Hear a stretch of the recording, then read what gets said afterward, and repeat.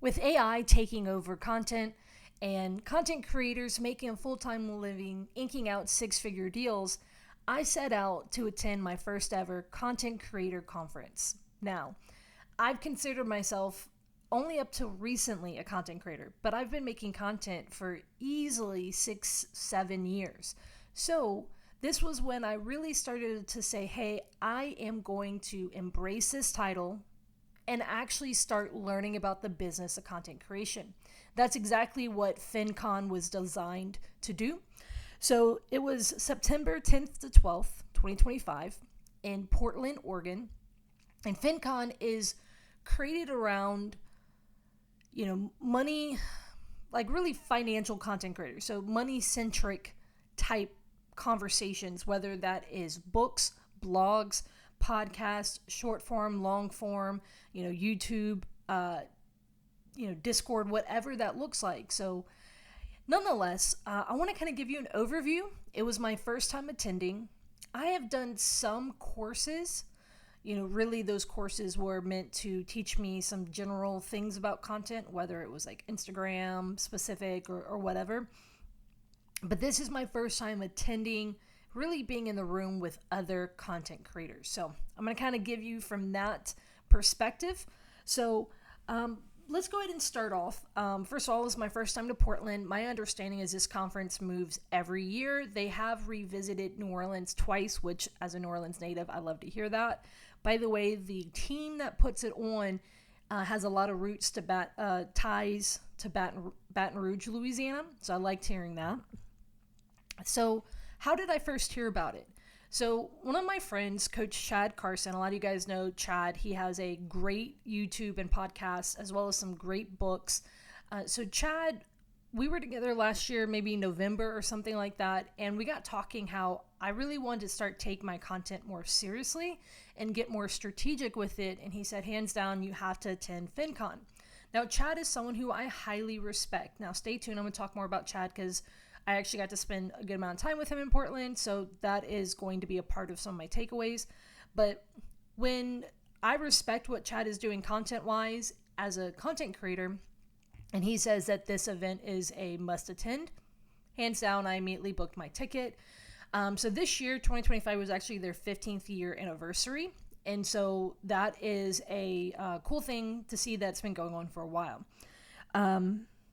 Again, my first content creator conference, I do not hang out with a lot of content creators. And that is something I'm wanting to change because probably in the last 6 to 8 months, I started to bifurcate my identity that I am a real estate investor. And I don't really see myself as a business owner. A lot of you, if you're not, if you're new to my channel, you may not know this, but for those who've been around, I have really not seen myself as a business owner. And I've really pulled away from that title. I don't love the idea of being a business owner with staff and this huge operation. That's something that I've divorced myself from over the years.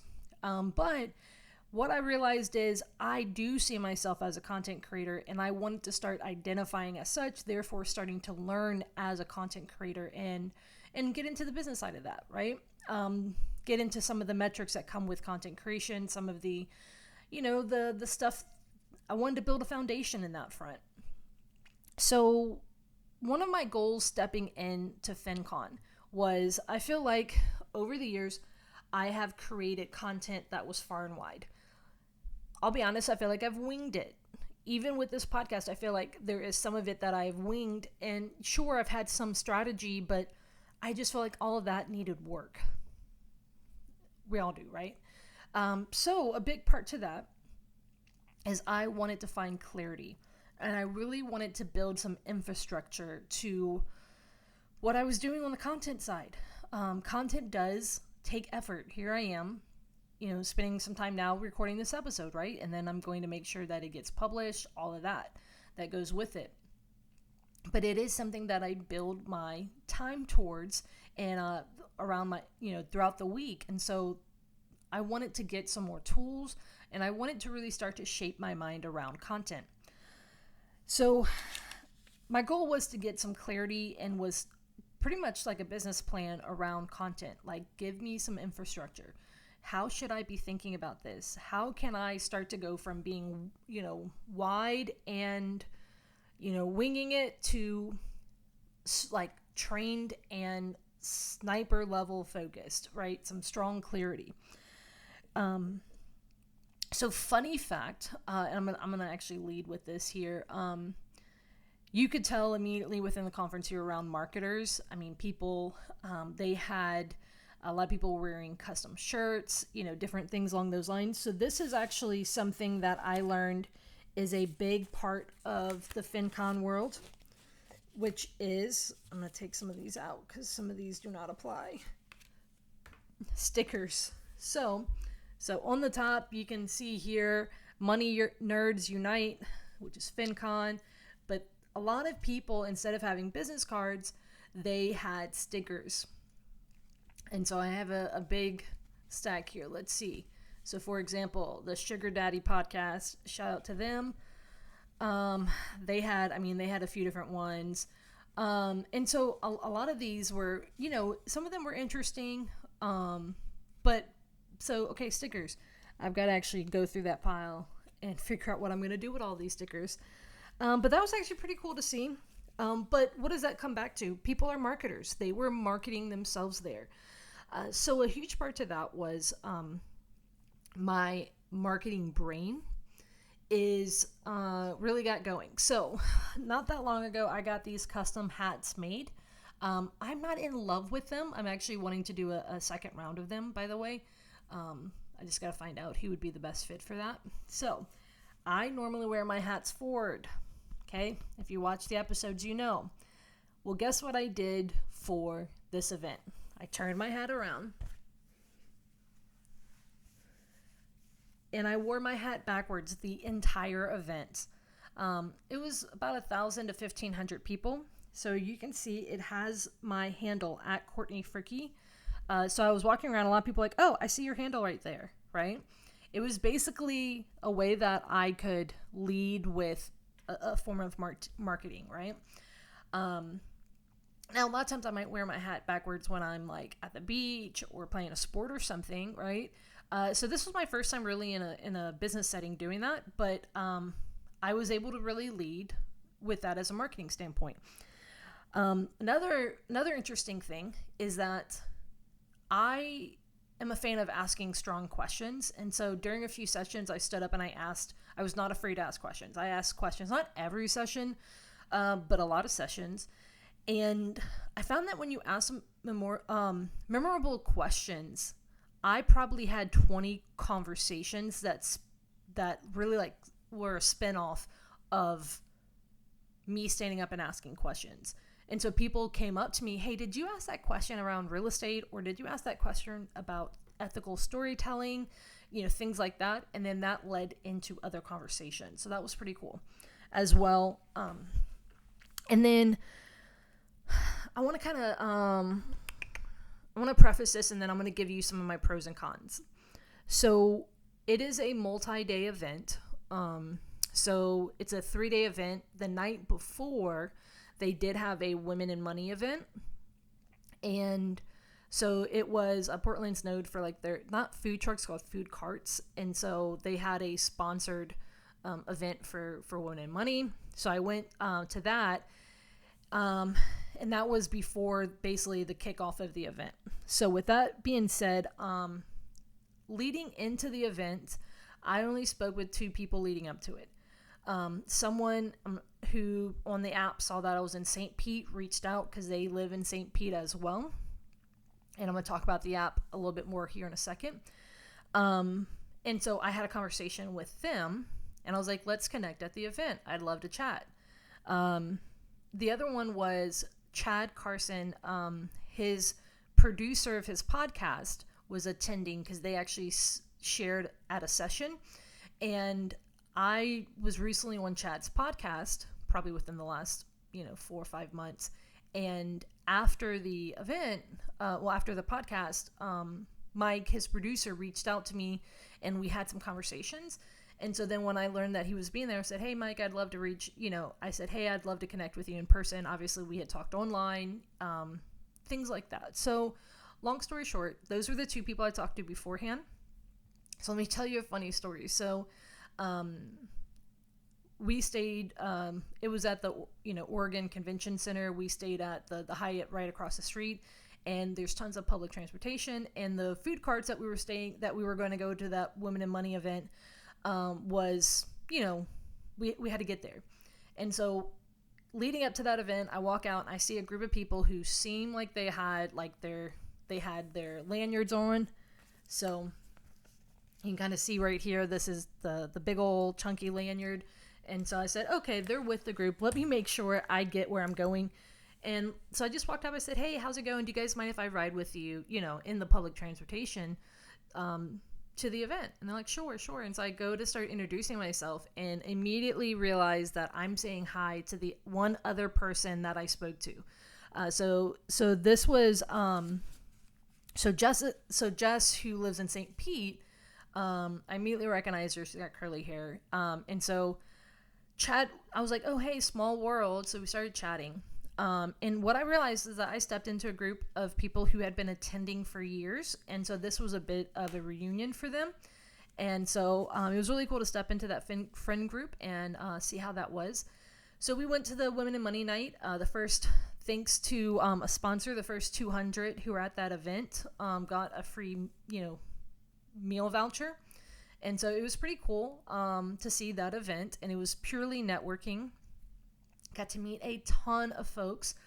And then we went across the street. There was another sponsored event it was at Expensify. So I think Ally Financial, they sponsored the Women in Money Night. And then across the street was Expensify's headquarters. And they had like this, their headquarters is Old Bank. And so we went in there. And so I'm not used to that content creator life where this stuff happens, but so we walk in and there's swag. I think I got some of the leftovers, which I think I got a t-shirt and a hat, but like they're like the good quality like type. People, they had sweatshirts, they had all sorts of stuff. And then they had ice cream and cookies and drinks. They had an open bar. They ended up bringing pizza as well. And they had a piano player. Their offices were really open. It was super interesting. So I ended up having some good conversations. I got to meet some of the folks from Bigger Pockets, including Mindy Jensen that night. So that was something that was interesting for me to be able to do. Got to see a lot of people from Bigger Pockets there. My understanding is FinCon has roots tied to Bigger Pockets. Someone within Bigger Pockets might have been involved in the startup, something like that. But that night it was interesting, right? Interesting the people I had conversations with. So that was a highlight for me. That being my first night, I was like, okay, I'm not one that you can like, oh, like let's go be flashy and that's attractive to me. It was the quality of conversations that was very interesting for me. All right. So with that being said, I want to talk about my pros and cons from this event. So let's start off. I do want to start with the cons and then I'm going to end with the pros. So some of the downsides to this event. So there was an app, that was, I think it's like an event type app. And so, getting all the emails like, hey, you need to set up the app before the event. And I'm the type of person where I'm like, I work hard. And then when I know I'm going on a conference a few days before, then I start to get into like prep mode. And I was getting overwhelmed by all the emails and things like that. And so the app, it was a cool idea throughout the event. It was not the most user friendly. You basically had a schedule of the events, but you also had a personal schedule. So you could say, because sometimes you would have 3 breakouts and you had to pick which one you were going to. So you could then choose from those and say, okay, I'm going to this one, I'm going to that one, like whatever that looks like. And so then I had basically built out my schedule of all the things I wanted to attend. Well, I didn't always get notifications. So then there was a big vendor hall, okay, a lot of sponsors and vendors. And those vendors could put a meeting on your calendar to talk with you, whether about sponsorship, about their product, whatever. And so I did have some sponsors reach out to me while there. And I was overwhelmed by how many of them could have access to my calendar and like put those meetings on there. So I think in theory it was a good idea, but it was not user friendly, and the app did, you know, like the way to communicate on the app was not great. A lot of folks just kind of, I just like, hey, like forget the app. Either here's my number or what's your handle? Let me follow you. Let me message you on there. So that was kind of one of the. Shh. Hey, things that complicated stuff. Sorry about that. Ultimately, I think that the app is good in theory because they did have a lot going on between all the different events that were on site, off site, networking, all of that. So I think it was good in theory. Just at the end of the day, I think that it wasn't well executed. My understanding is it's not the same app they use every year, something like that. The other part of that is I was overwhelmed. I'm an introvert, so that one was very much like I felt like I was sprinting, and I had to remember that it was a marathon. And so one of the nights, I stayed in. I didn't go to the last sessions or whatever. I went back to my room, ordered takeout, and kind of just like chilled out. Ultimately, so that is something that. Really, I have to learn to do that anytime, especially when it's a longer conference like that. So that one, it's 3 full days, but I mean, I was there for a week. Like, I got in on Monday and I left Saturday morning. So that's and Tuesday night is when things started. So long travel day on Monday, and then Tuesday is when the event started. So with that being said, you've got to learn, like, that's not really their fault. I mean, me being an introvert, right? But having like built-in like relaxation time or like downtime would help. So also, like, I did go to the first time like attendee introduction class or whatever, and that was helpful. I think maybe I missed this because I bet they probably had this and I missed it, but like some sort of email ahead of time saying like, hey, if this is your first time, here's some tips. I think they had something like that, but I don't know. I think I still didn't fully grasp it going in. Maybe I was just still overwhelmed. All right, let's jump into the pros.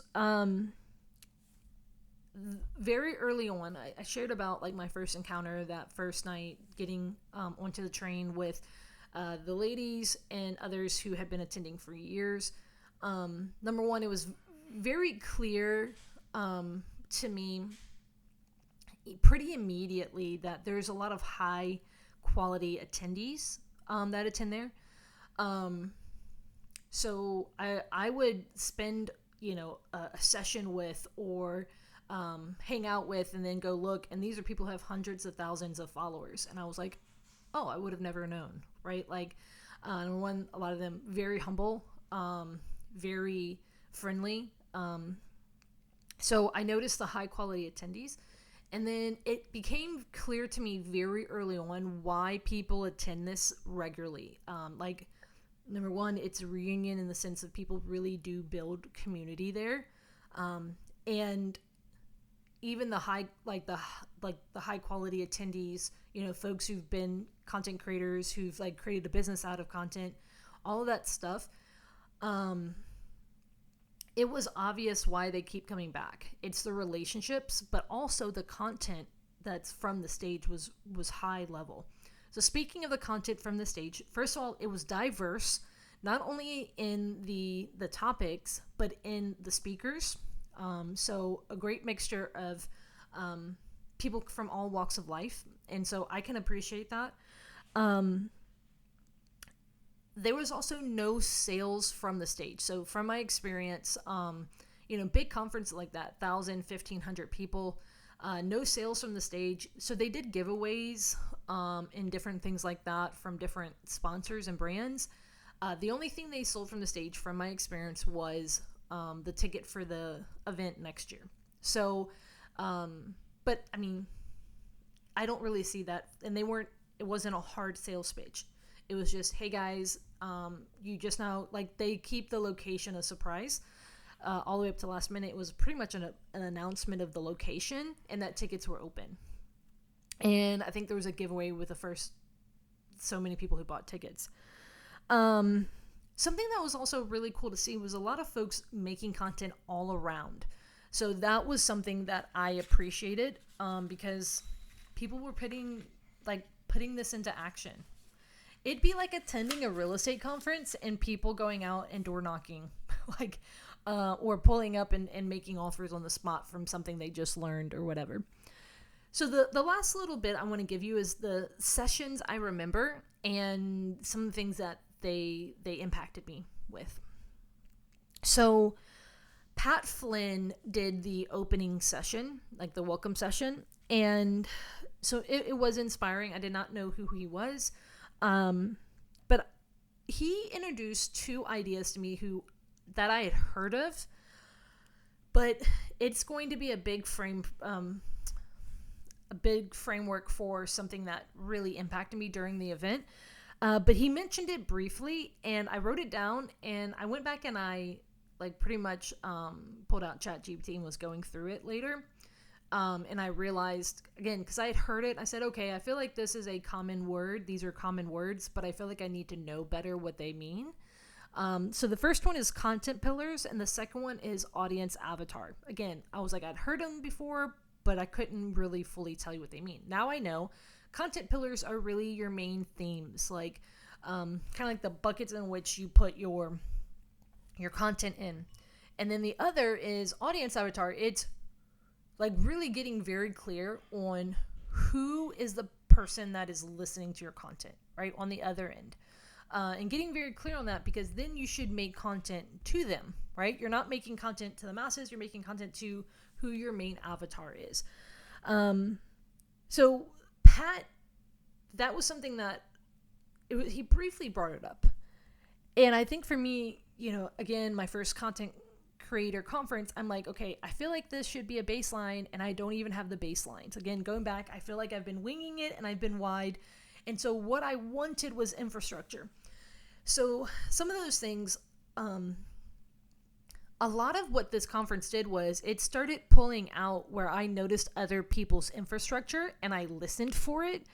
And when I heard them talk about some of it, what ended up happening was, I think it was the second day.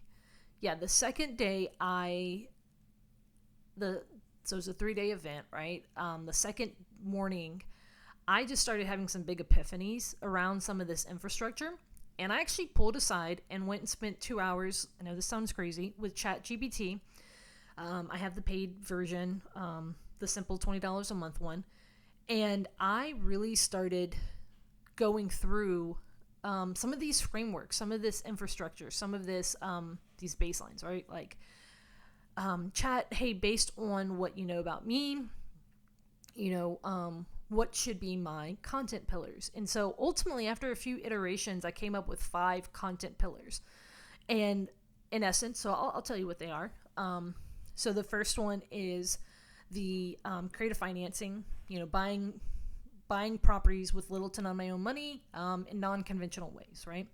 Number 2, it is being a solutions-based real estate investor. And so ultimately it's solving problems like foreclosure, probate, hoarder houses, anything complex in that degree. And so a lot of that is storytelling. So the first 2 can be a lot of case studies, storytelling. A third one is markets, so the New Orleans, South Louisiana, South Mississippi, and then St. Petersburg, Florida, just content around the markets I'm in. The fourth one is content creation for deal flow. That is something I do make content around, and I do want to make more content around because it is my main source of lead flow, is branding online. And so not just giving you tips around content creation in general, but tips that lead to deal flow. And then the 5th one is time freedom. Specifically, we like to travel. And so it's actually very interesting. ChatGPT said, be very careful. And I actually asked it to act like a top paid content creator coach and give me feedback. And it told me on the time freedom one, the travel one, to be very careful because you're not a person that flexes and it could come off that way. I said, okay, that's good to know. Same thing with a content creator. Don't just make content creator tips, but you need to tie it back to deal flow. So like stuff like that, it was really cool to see. And then I had it build out my avatar, my audience avatar, down to the point where I have my 2 main audience members named. I know like what's their age demographic, how much do they generally make, what do they Google. It gave me a good idea to who my general conversation should be geared to so that people can understand it. And so the first one, my first audience avatar is Alex, the aspiring investor. And that is someone who is looking to get into investing. The second one is Dana, the deal maker. And this is someone who's already in the industry. Maybe they're an investor, a realtor, someone else in the industry. And this is where I may be showing someone who, maybe they're an investor who only uses banks or their own money. I may be showing them how to do creative deals.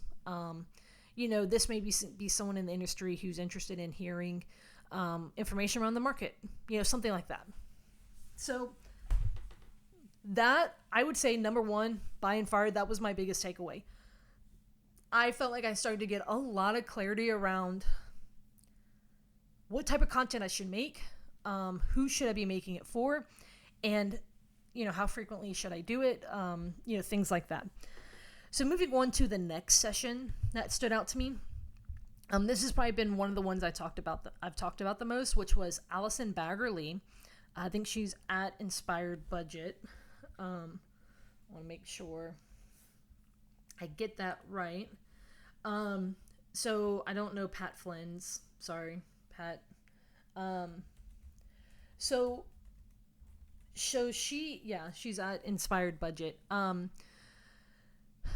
She was one of the ones that I was with the first night. I didn't know that the people who I hung out with on the first night, a lot of them were the speakers, either current or previous or whatnot. But she got me thinking about AI. So her session was like, how AI saves me 10 hours a week or something like that. She got me not only thinking about AI in a different way, but I immediately started putting some things into practice. And so that one it just really got me thinking. I used to have a team. I no longer have a team. I might have some business partners, some things like that. But I really am looking forward to AI being a way that I can still be a solopreneur, but have some opportunities for delegation. And so one of the biggest takeaways I took from her was the knowledge base. So you need to train your, whichever AI you're using, you need to build a knowledge base. And so since coming back from FinCon, I've been getting transcripts from my best performing videos. And I have basically, I'm going to be uploading those as well as some of the manuscripts to my manuals for my classes that I've taught. So you can see the green ones. Those are all my manuals for the different workshops I've taught so that AI can really learn my language. And so that whenever AI helps me create content, not do it for me, but help me, kind of bring some inspiration and some really kind of just collaborate thought-wise with me on it, it can speak like me, right? So that was really helpful. That is something I've been taking action on. So other than that, there were these collab labs that were pretty cool. It was just ways to really spur, innovation and thoughts around content creation. And those were actually really fun for me and really practical. There's something that I can see myself doing with other people to encourage thinking through content and then having others give feedback on it. And then the case study of a 6-figure book deal by Jen Smith and Jill Serrani. That one of those, Jen Smith was who they're both from St. Pete. So connecting with them was cool. I did not know they were speakers. That was cool too. They wrote a book recently, but the book that they wrote, let's see, it's called Buy What You Love Without Going Broke. So they have a podcast called the Frugal Friends Podcast. Shout out to them. So it was really cool. Their session was how they got a 6-figure book deal, going through the traditional publisher route. And I'm not chasing the idea of books, but You guys know I love books, so it is on my bucket list down the line. Knowing that it is something down the line, one of my biggest takeaway, first of all, their session was inspiring.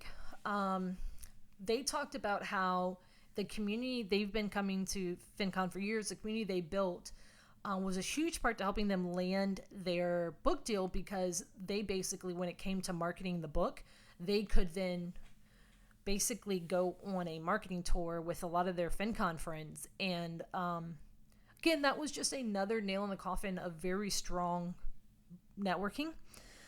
And so lastly, the last session that stood out to me, the one that I took the most notes in, was with Coach Chad Carson and Mike Nguyen, his producer. It was funny, their session was labeled how we took our YouTube channel from, how we grew our YouTube channel to 120,000 subs and 2.5 million views. Well, they had submitted that, and then a few months later at the actual event, they're like, well, it's 130,000 plus subscribers and 3.5 million views. So it's cool to see, like, first of all, that they're getting growth even in those last few months.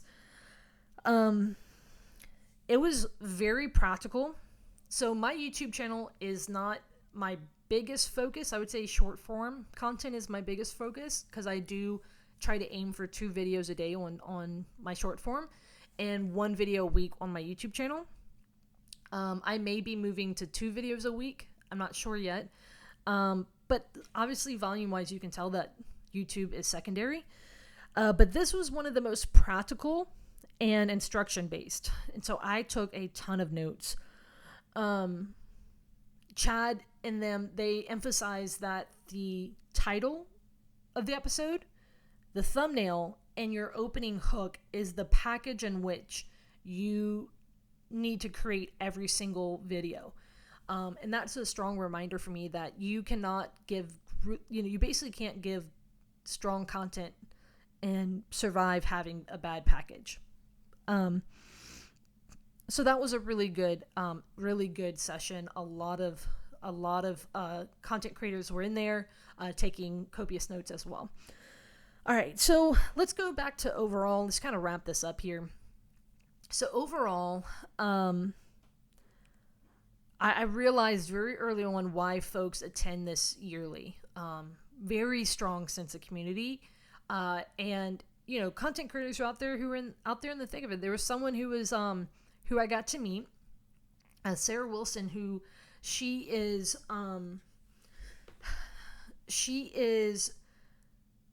like, I don't know, 500 subs away from 100,000 subscribers, and everyone banded to help her with that goal. Like, that's something that is, stuff like that was cool to see.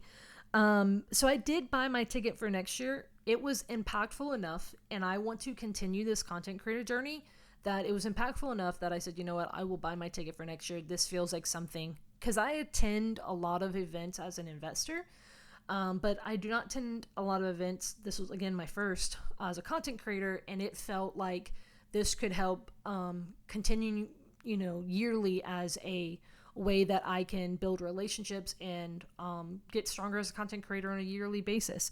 So next year, September 16th and 18th through the 18th in 2026, they will be in Palm Springs, California. So another West Coast location. So there is, so I bought my tickets for that because I said, this year was good enough that I felt that it would benefit me to continue building relationships and come back next year. It also launched me really into some clarity. And so you're going to start seeing some adjustments here. You may have already started to see them, but really as I start to build out that baseline of who am I as a content creator and what type of content do I want to put out there, you're going to start seeing some structure. You're going to start seeing some of that stuff. I really am trying to reinvent what I've been doing, again, what I've been winging. I'm trying to reinvent it with some infrastructure, meaning, again, some consistency around posting, and consistency around, there's been things that I know I've been needing to post more about. I just haven't built that out. So that is something that I plan to do. So a lot more how-to videos, a lot more, case studies and different things along those lines, and really just pulling back the curtain and give you guys a lot of the information. So that was my, that was my experience with FinCon. If you've been to FinCon before, let me know in the comments below your thoughts.